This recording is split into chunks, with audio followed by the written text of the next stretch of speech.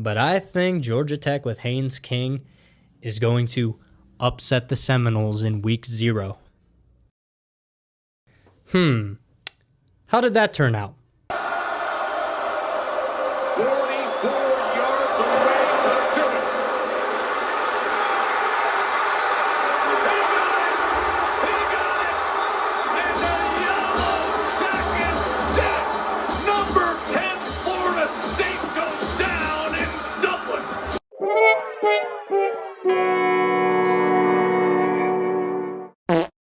Yep, I called it. Don't ever doubt me.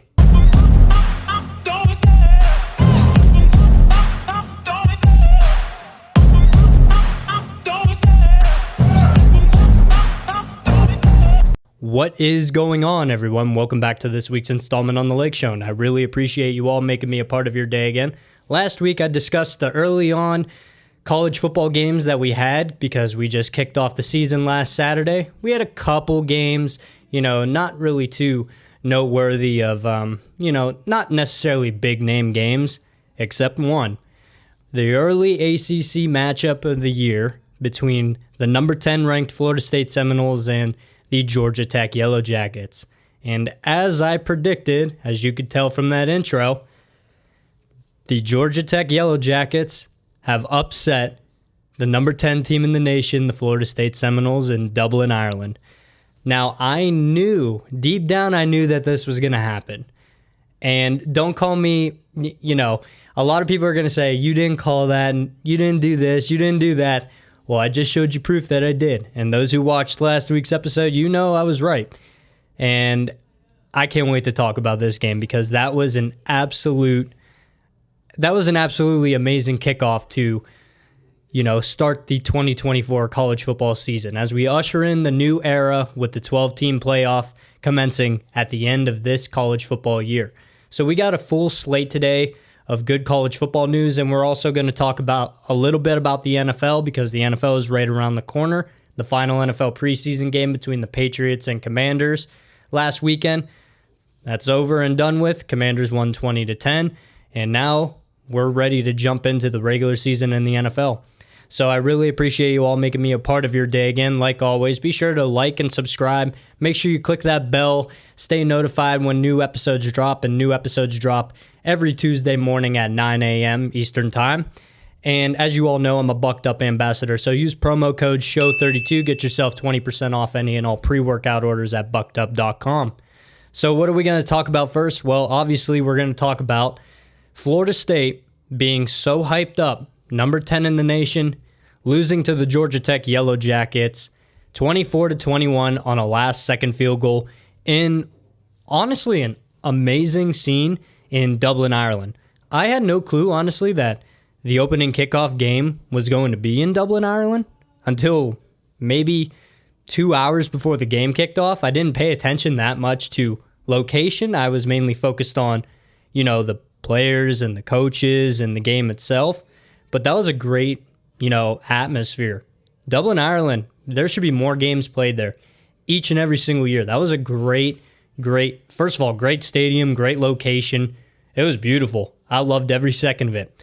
So, obviously, Florida State, they ended last year with, one of the worst losses in probably college football history when it comes to at least a more notable program like the Florida State Seminoles. We all know that the Georgia Bulldogs in the Orange Bowl beat them 63-3. It's nice to see that Florida State hasn't skipped a beat and yet again lost to another team from Georgia. How about that team from Atlanta? How about them Yellow Jackets? Now, here's the crazy part about that entire scenario and that entire situation when it came to Florida State versus Georgia Tech. So, obviously, Florida State ranked number 10. I didn't understand really all that. I mean, I partially did just because, they only lost one game last year, that being a bludgeoning loss to the Georgia Bulldogs, 63-3. And a lot of people, I feel like that game has still left such a sour taste in Florida State's mouth. If you look at the Florida State team from last year, Jordan Travis was a Heisman candidate. That defense was otherworldly. But I also said before that the quarterback is the driving force of every single team. It doesn't matter if it's college, pro, high school level, Pop Warner, it doesn't matter. The quarterback determines how far your team will go and what your team is capable of doing. So last year, obviously, Jordan Travis gets hurt. Florida State still goes to the ACC Championship, and they beat Louisville 16-6. We understand that. They went undefeated, and they were left out of the playoff. We get it. Boo-hoo, cry me a river. That's over and done with. And guess what? Florida State, I think they had a 40% chance to make it to the college football playoff, or it was a 40% chance to win the ACC. Yeah, that now dropped to 18% after this loss to Georgia Tech. So we're going to dive deep into this game because there's so many aspects of this game. People, when you turn on ESPN, when you look at the highlights on YouTube, you automatically just see upset. You just see, a team that shouldn't have won, they won. That happens. That's college football. But there's a lot of, deeper meaning behind this game, in my opinion. There's a lot of underlying factors that you had to take into consideration before the ball was even kicked off to start the college football season. So, what are we going to talk about first with this? Well, we're going to talk about the quarterbacks. Haynes King from Georgia Tech. Haynes King went 11 of 16 for 146 yards, and he had a 69.7 QBR. Not necessarily great, but he also added 54 rushing yards. Haynes King is probably, I would say, one of the more underrated quarterbacks in the ACC, maybe in the country, but it's not necessarily like he's otherworldly, like a Cam Ward, a Carson Beck, a Quinn Ewers. He's not that type of guy, but he still shows grit. He's a big kid, long strides. He runs hard. Whenever that entire game against Georgia Tech, they knew they wanted to run the ball. They knew they wanted to feed Haynes King the ball. Now, the running back, Jamal Haynes, we'll talk about him in a little bit, but Haynes King really took over that entire game. He didn't need to throw the ball a lot. He didn't. He only threw 16 passes. We get that. But it was still enough to beat the Seminoles in the end. Haynes King, while the stats were not otherworldly, you could see his poise, his confidence on third down situations, even on early second down situations. The coaches trust him to have the ball in his hands. The coaches trusted him to make plays when it counted.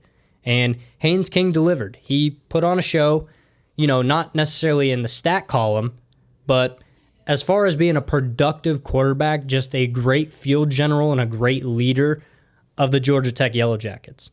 Now, let's go to the flip side. DJ Uiagalelei from Florida State. The former Clemson prodigy, then turned Oklahoma State quarterback, then now to Florida State. Here's the problem with DJ. DJ U, he's an okay quarterback. But the one thing that he always struggled with, this was at Clemson, this was at Oregon State, and now it's clear and evident now at Florida State. He cannot push the ball deep. He cannot throw the deep ball with any sort of accuracy. I watched that entire game. Florida State, I don't even recall one big pass play from DJU. I did not see one single pass play that wowed you. That showed you, yeah, he's a top-level quarterback in the ACC. He's a top-level quarterback in the entire country. Well, if you look at it, he went 19 of 27 for 193 yards and a 78.8 QBR. Okay, not otherworldly, but if you look at all of Florida State's play calling, dink and dunk, quick throws, quick outs, quick screens, all that nonsense and garbage, and it allowed Georgia Tech to tee off on them. Florida State was hyped up to be, have one of the best returning offensive line and one of the best returning offensive lines in college football. Well, Florida State only ran the ball for 98 total yards against Georgia Tech, who last year had the worst rush defense in the entire ACC. Let me repeat that. Florida State had one of the most hyped up offensive lines coming into this season.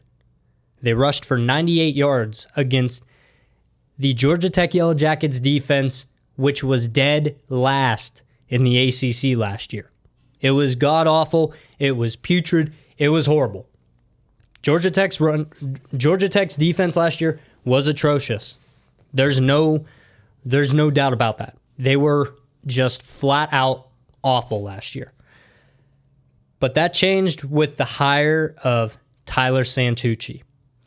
Formerly at Duke and formerly at Texas A&M, hiring Tyler Santucci as defensive coordinator for the Yellow Jackets, Brett Key, he found a diamond in the rough. He instantly changed Georgia Tech's defense like that in one single offseason. The hire of Tyler Santucci, it's amazing. Night and day compared to last year. Night and day when it comes to that defense of Georgia Tech. They got after DJU. They only had 1 sack, but they had 7 tackles for losses. If you look at the Florida State side of the defense for Florida State, they did not sack Haynes King a single time. Not once. None. And they only had 3 tackles for loss. Georgia Tech's offensive line bullied the Seminoles' defensive line all livelong day. That was a masterclass of a rushing attack by the Georgia Tech Yellow Jackets. As a team, they ran for 193 yards against Florida State while holding Florida State under 100. That's still impressive. Coming from the worst defense in the ACC, now looking like one of the best defensive units in the entire ACC, maybe even to start in the country, that's pretty significant. I think Georgia Tech is seriously a force to be reckoned with in the ACC this year. Maybe it's a long shot they'll make the ACC title game. I get that. But at the same time, I felt like Florida State was a little bit overhyped coming into this season. DJU is not Jordan Travis. Not by a long shot, not even close. DJU cannot stretch the ball downfield. That is going to hurt and harm Florida State so much this year. Florida State has always had quarterbacks that can push the ball downfield. Jordan Travis, DeAndre Francois, Jameis Winston, EJ Manuel.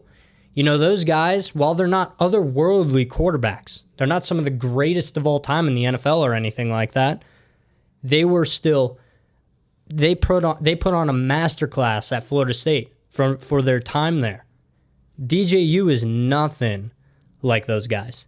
He's big, he's strong, he's athletic, but his deep ball accuracy is absolutely putrid. He had a bunch of wide receivers wide open for Florida State this year. That could have been easy touchdowns against Georgia Tech. He overthrows them or he throws it out of bounds, completely missing the target. DJU has to improve on his deep ball accuracy because it is absolutely god-awful right now. So where does Florida State go from here? I don't know. Their running back Tuafili is the real deal. He is. They're going to probably start feeding him the ball more and more and more. And I feel bad just because he's going to be exhausted, probably carrying the ball 20, 25 times a game. And that's not even counting his receptions and reception yards he'll have throughout the entire season. Tuafili for Florida State is going to be a workhorse for Florida State. The offensive line needs a little bit of work. They were kind of like a turnstile against the Georgia Tech pass rush. They really were. They didn't really do a whole lot in the run game. Like I said, under 100 rushing yards against formerly the worst rushing defense in the entire ACC. That's very pitiful if you ask me. And I loved every second of it. If I'm being honest, I loved every second of it. But it just goes to show you how much one offseason can change the dynamic of an entire program. One transfer, one coaching hire, it doesn't matter. Just it could be one small move or one giant leap of faith that can change the trajectory of an entire college football program. And already, after week 0, going into week 1, Georgia Tech already looks like a formidable opponent to all the ACC. Miami, Clemson. Clearly they beat Florida State, North Carolina, Duke, Louisville. Georgia Tech might be the real deal this year. Now, maybe it's early on. I get it. Florida State, they'll be fine. But do I think they'll make the college football playoff now? No. I remember a couple weeks ago, I made a college football playoff prediction. I had Florida State in it. But after watching the way DJ U played in that game, I have no faith that Florida State will even be able to stretch the football downfield this year, let alone string in a couple of great ACC wins, possibly get to the ACC Championship, and then get to the college football playoff from there. Now, it is 12 spots, but, the talk around college football is, how much of a dogfight it's going to be getting one of those 12 spots. A 2-loss team, a 3-loss team, you're going to be clawing tooth and nail to get one of those final spots. They really are. And Florida State, after week 1, is already in a hole. And their chances at righting the wrong of last year, going on their revenge tour, that's already in jeopardy. And for all intents and purposes, it's done after 1 week. So, tip of the cap to Georgia Tech. They played phenomenal football. Brett Key, a great coach in his own right. And I will say that running back for Georgia Tech, Jamal Haynes, he's the real deal. 75 rushing yards and 2 touchdowns against the Seminoles. But even though it's only 75 rushing yards, he runs hard. He runs the football so extremely well.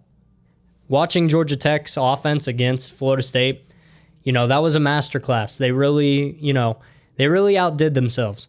So, obviously, this is going to shake up the college football landscape for the rest of the ACC throughout the rest of the season, and it's going to shake up the college football playoff later down the line. It depends on how many losses Florida State has and whether or not they'll make the ACC Championship or even contend for the ACC anymore because of this loss. Georgia Tech is already in the mix. Georgia Tech is already making waves to be another team that is to be that can't be taken lightly in the ACC, especially if you're Miami, North Carolina, Clemson, Louisville. That's another team you really have to worry about now. So my final takeaways of this, Georgia Tech, with the hire of Tyler Santucci as defensive coordinator, between Haynes King, experience, and just poise in the pocket and running ability, with Jamal Haynes at running back, and the revamped defense for Georgia Tech, and that revamped pass rush, I really think Georgia Tech is going to make some waves in the ACC this year. Who knows? Maybe they'll even fight for a college football playoff bid later in the year. Who knows? And for Florida State, overhyped and still have not recovered from that bludgeoning loss to Georgia 63-3 in the Orange Bowl last year. So we'll see where Florida State goes from there. I don't think there's much more that Florida State's going to be able to do this year. They're going to have to hope and pray that some teams in the ACC, hit a losing skid, like Miami, like Georgia Tech eventually, Clemson, Louisville. Florida State's going to need a lot of help at the end of the year if they have any hope to make the college football playoff. So how about that first 18 minutes of the podcast? I love that. I love college football. Seriously, it's such a great year. It's such a great time. It's going to be a fun time. So now we're going to talk a little bit about the Week 1 matchups for college football this upcoming weekend. We got a lot of great games to cover, and I'm going to preview a little bit of all of them. So, and even looking forward to the future for some of these teams. So, first up at noon on this upcoming Saturday, we have the Georgia Bulldogs going up against the Clemson Tigers. I definitely think Georgia takes this, possibly even by a wide margin. The way Carson Beck, is playing these past couple years, these past 2 years, I really think that Georgia has the second or third best team in the entire country. You can make that argument between them, Oregon, and Ohio State. Georgia's right up there in the mix for college playoff national champion hopefuls. They're right up there with the best of the best in the entire country. I think this game is going to say more about Clemson than it does Georgia, because Dabo Swinney, for such a long time, Dabo Swinney, he's a fantastic coach. I will give him that. But the fact that he refuses to embrace the transfer portal, is quite concerning, because a lot of teams, you see teams around the country clamoring to get star-studded talent out of the transfer portal, because that's where, that's the direction college football headed in now. You have to recruit well, which Dabo has always done, but you also have to recruit well for immediate impact players in the transfer portal. That's what Miami does. That's what Alabama does. That's what Georgia does. That's what Ohio State does. That's what all programs, it seems like, in the country look for. While they still recruit at one of the highest levels in all of college football, they are still looking for immediate impact players that can immediately make a difference on the offense, defense, special teams, whatever it may be, through the transfer portal. It seems like Clemson just refuses to do that. It seems like Dabo Swinney himself just refuses to acknowledge it and refuses to do it. Why? I have no clue. But it's like you have to keep up with the times. You can't just recruit anymore. I'm sorry. It's not all about recruiting anymore and developing. While that's like a big majority of it, the transfer portal is one of the biggest, gifts that any head coach can have to immediately make good impacts on their team. Think about it. Kids coming right out of high school, they have no college experience. They have no idea what it's like playing at the next level. Some of these kids may not even be good enough to play at the next level, despite of being highly recruited players. Now, it matters about development. It matters that the coaches develop them properly. But still, they have no experience. There's no way to tell early on whether they're going to be a definite hit or a bust coming into college.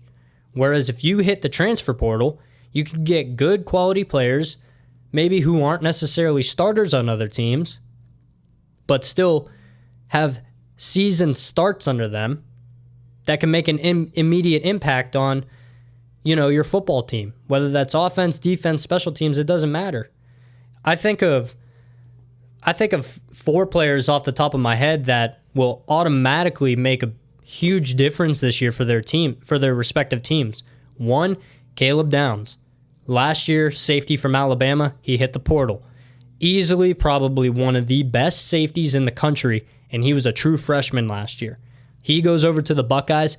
He will start immediately for Ohio State and will immediately shore up that secondary even more than it already is, because Ohio State has players everywhere on the defense.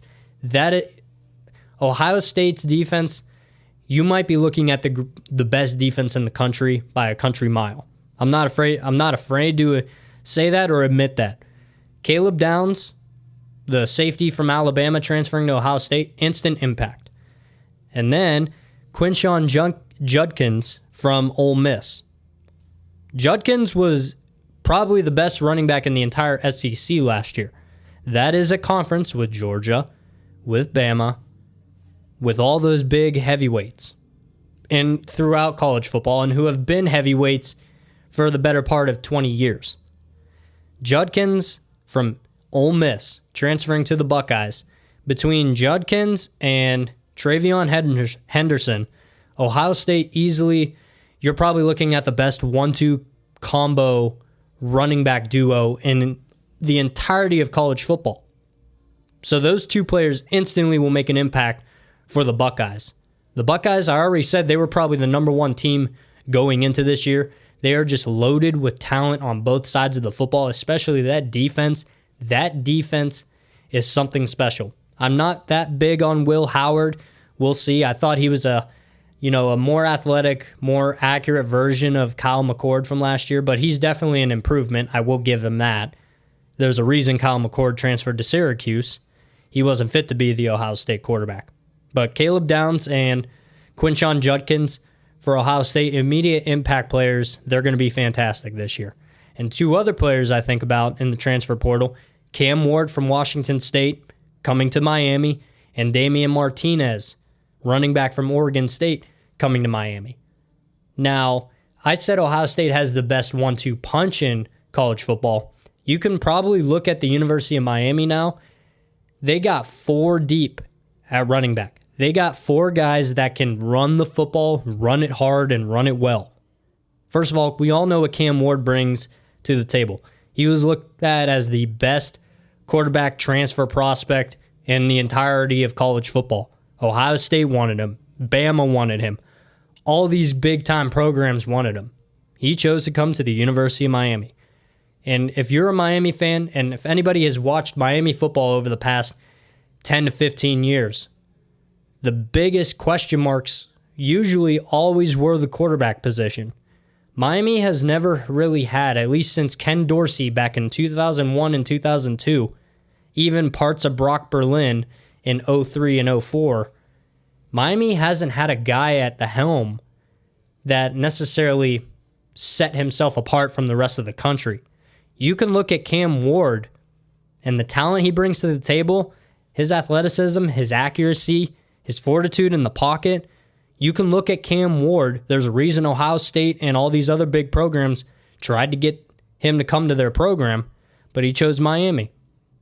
Cam Ward, starter from day one, natural-born leader from day one. He'll make an immediate impact for the Canes. And I mentioned Damian Martinez coming from Oregon State.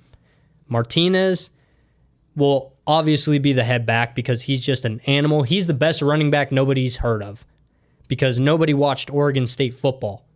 Sorry, even DJ U was from there for Florida State now. He was at Oregon State. He didn't do much there, but Martinez, he's the real deal at running back. Behind Quinshon Judkins from Ohio State, Damian Martinez was looked at as one of the top running back prospects to get in the transfer portal. So you got Damian Martinez, you have sophomore sensation now, Mark Fletcher, who had a stellar freshman year with the Canes. You have A.J. Allen, the former transfer from Nebraska, who has a little bit of power, a little bit of shiftiness. And then you have Chris Johnson Jr. at the four spot, who has blazing speed. So you got it all with Miami. They're 4 deep at running back. And if you know Miami football, you know they love to rotate those backs, keep them all fresh, and keep them all going. You have power, you have speed, you have finesse, you have agility. You know, Miami easily has one of the best running back depth chart rooms in all of college football. So when I talk about all these transfers, it's just the fact that you can't name really anybody from Clemson to do so. There's nobody really from Clemson that is a big-time prospect from the transfer portal. And I think that falls on Dabo Swinney. Do I think Clemson has a chance to win this game? Yeah, I definitely do. How likely is it? Probably not likely because I do not trust Cade Klubnik. Cade Klubnik out of high school was touted and looked at as the next Trevor Lawrence. He's nowhere near Trevor Lawrence. I may have my issues with Trevor Lawrence, but college football Trevor Lawrence, one of the best college football quarterbacks to ever play the game of all time. Probably up there with the Tim Tebows and the Cam Newtons and the Johnny Manziels as far as talent. You know, there's a reason I believe he only lost 2 or 3 games his entire college career. So, you know, when it comes to Clemson, they're just not, I don't think they're equipped to handle a team like Georgia. But their defense is solid. So I think that gives them a puncher's chance in this game. But I will take the Georgia Bulldogs to win 31-14. Not necessarily. I think it'll be close early on, but you know, I think Georgia will end up pulling away. All right, the 3:30 time slot this upcoming Saturday, the Miami Hurricanes travel to Gainesville to play the Florida Gators. All right, so this is it for Miami. If Miami wins this game, they're probably going to go undefeated and make the college football playoff, or go 11-1 and make the college football playoff or the ACC Championship. It's wide open for them. This is the year they have to pounce. They have so much depth at every single position. This has to be the year Mario Cristobal finally puts it together. You have a quarterback who is considered one of the best in the country and has Heisman aspirations. You have a 4-headed monster at running back. You have one of the best returning offensive lines in college football. Tight end skills, a deep wide receiving room, probably one of the best front sevens in all of college football in terms of depth, strength, power, speed. All the edge rushers can play the nose tech. The nose techs can play the defensive end slots. Miami is so loaded on offense and defense this year. This has to be the year they put it together. And honestly, I think this is a completely different team from last year. And I think Miami is going to go into Gainesville and upset Florida. I'm saying it's an upset because it's always a tough place to play at the Swamp. When it comes to the Florida Gators, they have so much to play for right now, especially head coach Billy Napier. When you look at Billy Napier and his time at Florida, it's been subpar, to say the least. It has not been good. It has not been what the Florida fans expect or want out of their football program. You know, they have the toughest schedule in college football, and it's not even close. 8 teams on their schedule are in the top 25. 8 of them. So they start the season off against Miami. Then they play Samford, not Stanford, Samford. Then they play number 20 Texas A&M at Mississippi State versus UCF. Okay? So far, the toughest games, A&M and number 20 A&M and number 19 Miami. Then your gauntlet starts if you're a Gators fan. At number 15 Tennessee, home against Kentucky, home against the Georgia Bulldogs. At number 4 Texas, against home against number 13 LSU, home against number 6 Ole Miss, and then you got to go to Florida State to finish off the year. This is a brutal schedule for the Gators. And I don't necessarily trust their quarterback, Graham Mertz. Anybody who has watched Graham Mertz play in college football knows that he's nothing special. I would take a lot of quarterbacks over Graham Mertz, but he could shock us. Who knows? This is a different team than Iowa. But the Gators have easily the toughest schedule in college football. I don't think Billy Napier lasts after this year. I think this is his final year as the Gators head coach.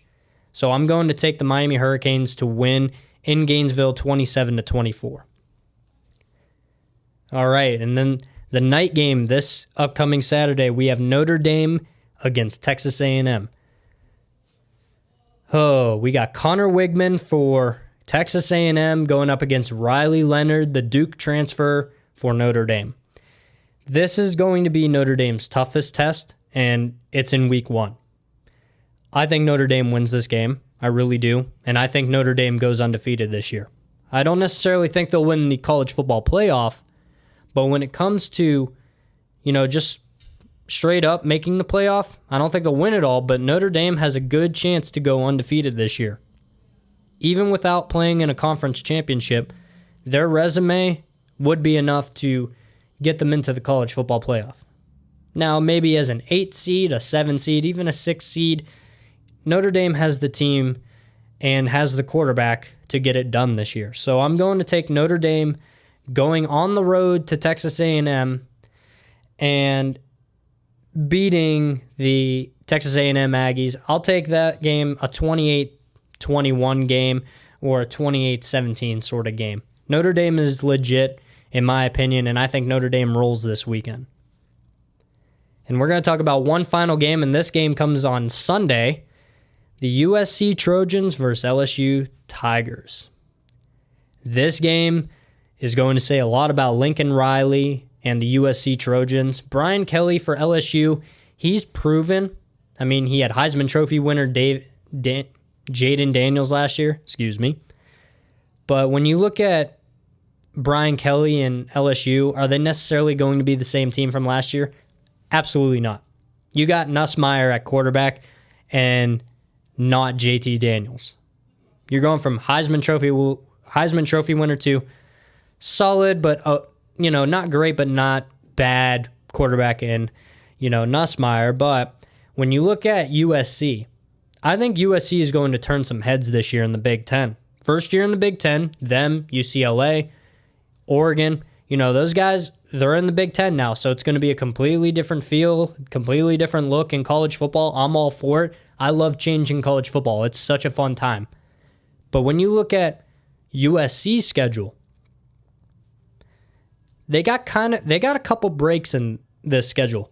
So they play LSU first game, Utah State, they go to Michigan, home against Wisconsin, at Minnesota, home against Penn State, at Maryland, Rutgers, at Washington, Nebraska, at UCLA, and Notre Dame to finish off the year. The first game Miller Moss started at quarterback, he threw for over 400 yards against, I believe it was Tulane or Utah, one of those two teams last year in their bowl game. That was when Caleb Williams sat and was ready to, forego anything just to prep for the NFL draft. We all knew he was going number 1 overall. But when you look at Lincoln Riley's, a lot of people think he's the most overrated head coach in America. I do not think that whatsoever. I really don't. If you look at all of his teams, Lincoln Riley has coached from his time at Oklahoma and now at USC.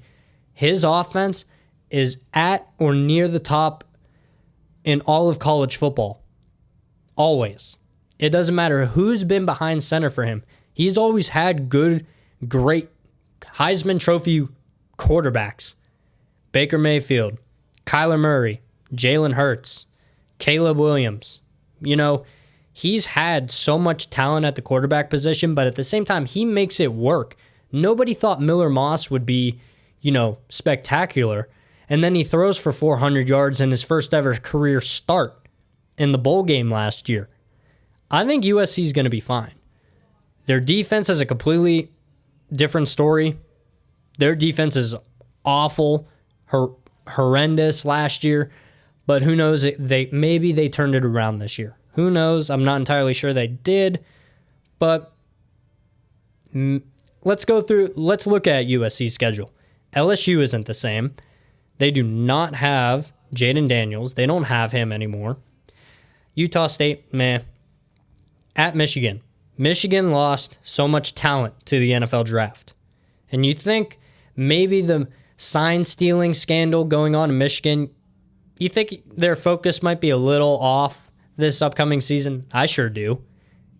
Now, I don't necessarily think Michigan's facing suspensions or anything, but it still hangs over the program's head. Like, we get that, but they are not the same team from last year that won the national championship. Blake Corum, gone. J.J. McCarthy, gone. Roman Wilson, gone. So much offensive firepower and so much defensive, strength just gone straight to the NFL. Michigan will still be fine, but they're nothing special. Wisconsin. Quarterback Tyler Van Dyke. Miami fans know about him. I think they can beat Wisconsin. They can beat Minnesota. Penn State. Okay, Penn State is an interesting team. It seems like the 12-team playoff was made for a team like Penn State. Consistently wins 9-10 games a year. Just can't beat the big teams like Michigan or Ohio State. Unless it's a whiteout. And I think Penn State plays Ohio State at Penn State in a whiteout game. So we'll see how that goes. But USC definitely has a puncher's chance against Penn State. At Maryland, they'll win. Rutgers, they'll win. Washington, no more Rome Odunze, no more Jalen Polk, no more Michael Penix Jr. I don't think Washington's going to be that good. Ian Kalen DeBoer, not there anymore. He's the head coach at Bama now. Nebraska, we've been waiting for Nebraska and Scott Frost to do something of note. They're one of the worst teams in the Big Ten, it seems like, each and every single year. They want to be competitive. I get it. But it's like, I forget who the head coach is for Nebraska, honestly. I don't remember if it's Matt Rule or Scott Frost. It's one of those two. But either way, we've been waiting so long for Nebraska to get back on the map, and they just haven't done it yet. They haven't done anything remotely close to that whatsoever. So when you look at all of college football, and then you go into UCLA. UCLA doesn't have Chip Kelly anymore. He's at Ohio State now. And then you finally got Notre Dame to finish off the season with Riley Leonard. That'll be a tough game because Notre Dame, in my opinion, is legit. The schedule kind of lines up for USC. They don't have to play Ohio State. They don't have to play Oregon. They don't have to play Michigan State, who isn't necessarily that good, but I feel like their defense will be heading in the right direction, so we'll see. But they got a couple scheduling breaks this year. Again, not playing Oregon, who's looked at as a national champion favorite, with Dylan Gabriel at quarterback and Dan Lanning at head coach. And they don't play the Buckeyes, arguably the best team in college football from a roster and talent perspective currently right now. So we'll see, but to start off the year, while I like Brian Kelly, I like what he does at LSU, I think not having Jaden Daniels and completely transitioning to a different type of quarterback, I think that's going to set the Tigers back a little bit this year. I'm going to take USC in the upset. I'm going to take USC to beat LSU probably 28-27. I think it'll be a close game. It might even be a shootout. But here's the reason I'm truly going for USC and think they'll win against LSU this Sunday is because of Lincoln Riley always having the offense ready. It doesn't matter if it was Baker Mayfield, Kyler Murray, Jalen Hurts, Caleb Williams, and now Miller Moss. Lincoln Riley has always had the offense ready. Lincoln Riley knows offense better than probably anybody else in college football. The offense is going to be fine. The defense is a big question mark. We get that. We know. But I definitely think USC has a puncher's chance in nearly every single game this year. The toughest one being at Michigan or against Penn State. We get that. But again, 12-team playoff. There's plenty of room to go around for those 12 spots. And I think USC turns some heads this year. So I'll take USC to upset LSU this week, 28-27. All right, now we're going to get into our final little bit. We're going to talk a little bit about NFL.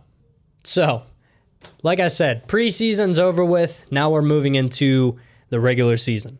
Well, if you're a Steeler fan, you're shaking your head, you're scratching your head, you're questioning everything about your life right now as a Steeler fan. This might be the worst season that we will ever witness as Steeler fans. Kids my age, younger, and even a little bit older. All of us who grew up in the Tomlin era, I think you guys better be very prepared to possibly have the first losing season in Tomlin's career in Pittsburgh, and the first losing season Pittsburgh has had in decades. If you look at the way Russell Wilson is playing, the way Justin Fields is playing, the way the offensive line looks, it's pitiful. I think it's going to be more of the same this year again for Pittsburgh. The defense is going to be so good, it's just going to show everybody how inept and how tragic the offense is. Russell Wilson, in my opinion, he is washed. I thought he still had a little bit of something left in the tank, but honestly, it doesn't even look like he has much. He's a shell of his former self. And then Justin Fields, I want Pittsburgh to start him, but he has a fumbling problem. This dude, I don't know if he eats popcorn or Butterfingers before every game, but this man seems to struggle to hold on to the damn football every single time. And if we're being honest, the offensive line, yet again, which seems like the 8th year in a row, damn near 10 years in a row, looks like a turnstile. Even though I shit on Russell Wilson and Justin Fields, they're running for their damn lives. The offensive line has been a mess since the old core retired and went off to different teams. Marquise Pouncey, David DeCastro, Ramon Foster, Marcus Gilbert, Alejandro Villanueva. I miss that team so bad. I miss that offensive line so unbelievably bad right now. But I do think there's potential for Pittsburgh's offensive line. I really do. The players Pittsburgh drafted, I really like them. I don't necessarily think that Tomlin develops them well. Listen, I'm a diehard Steeler fan. I'm going to roll with Tomlin no matter what. But it's crazy to think, if Bill Belichick can get fired, if Andy Reid can get run out of Philly, if great coaches can get fired, you can have the honest conversation about Mike Tomlin. He's had great teams. But it hasn't amounted to much since his Super Bowl win back in 2008. It really hasn't. He's had fantastic teams. Prime Ben Roethlisberger, prime Antonio Brown, prime Le'Veon Bell, had Emmanuel Sanders on the roster at one point, Hines Ward, Mike Wallace, Antoine Randall, Heath Miller. You know, you could go on and on with talent this guy has had on the entire team. It's not all Tomlin's fault. It really isn't. But the fact of the matter is, Pittsburgh should have gotten and moved off of Big Ben before two years before he retired. They should have moved off him. They should have drafted another quarterback specifically to get out of that contract. There was nothing else Pittsburgh can do. You know, since they decided to sit on their hands and do nothing, we had to waste 2 years with old Big Ben. He did fine, but he was a shell of his former self. He was like Peyton Manning at the end of his career. Now, Peyton won a Super Bowl in his final year, but that's thanks to Von Miller and that incredible defense and Cam Newton not jumping on a damn fumble. But when you look at Pittsburgh underachieving for so many years, and the way this team looks right now, I'm not worried about the defense whatsoever. I'm never worried about Pittsburgh's defense. TJ Watt, Highsmith, Hayward, Fitzpatrick, Joey Porter Jr., like, the defense is going to be fine. The defense is going to be, I feel, the reason we win games. They're going to be the reason that we're in pretty much every single game. At least that we have a puncher's chance in every single game. So I think Pittsburgh's going to start Justin Fields. I hope they do, just because at least you have the running aspect of Justin Fields, whereas Russ, he's hit and miss. Yeah, last year he had a good season, but Sean Payton's such an excellent coach that he squeezed every ounce of talent left out of Russell Wilson. I think you roll with Justin Fields. And finally, I made my updated Super Bowl bubble. Okay? So the same 5 teams in the Super Bowl bubble. I have the Chiefs, I have the Eagles, the Lions, the 49ers, and the Ravens. Those are 5 teams I think can win the Super Bowl currently right now. Now, I have a couple teams on the outskirts. I had Dallas there, and I had Cleveland there. I scratched both because I do not trust the Cowboys whatsoever, not one bit, especially the way they're treating CeeDee Lamb, and the fact that I can't stand Dak Prescott and don't think he's that good. And I also scrapped Cleveland because Nick Chubb will be out until week 4 or week 5, and Deshaun Watson is hot garbage, and, he's just no good. I don't trust Cleveland's team whatsoever, but I have on the outskirts of the Super Bowl bubble, maybe needs a lucky break for them to go their way in the playoffs or just matchups in general, or maybe needs one additional piece. I have the Dolphins, I have the Texans, I have the Rams. People are shocked about that because I feel like the Rams are so underrated. I really do. And I have the Green Bay Packers. And, shocking, the Atlanta Falcons. There's not a single hole on Atlanta. Atlanta might be the most well-rounded team in the entire NFL. You can look at the Chiefs. They got holes. You can look at the Texans. They got holes. The Bills, definite holes. 49ers are the only other team I can think of that doesn't have any holes. Atlanta's going to make some noise this year with Kirk Cousins and Drake London, and Bijan Robinson and Kyle Pitts, and the defense with the 2 best safeties in America. I really do think the Falcons have a chance to turn some heads this year. So we are ushering in a new era in college football with the 12-team playoff, and we started off this year with a bang with Florida State losing to Georgia Tech in a good old-fashioned upset in Dublin, Ireland. And now the last game played between Washington and New England of the preseason is over with. Let's usher in the football season now. And that's going to wrap it up this week on The Lake Show, everyone. Be sure to like, subscribe, share with your friends, leave some comments down below. I really appreciate you all making me a part of your day again. I'm your host, Dominic Lako. God bless. I love the chase and the hunt, and I set the pace when I'm running. I always take what I want, and I always give it 100. Don't need a bank, no, I'm funded. Play the game like it's nothing. I'm always thankful for something. Don't take for granted, stay humble. Now wake up! It's time to look at the enemy. Look in the mirror.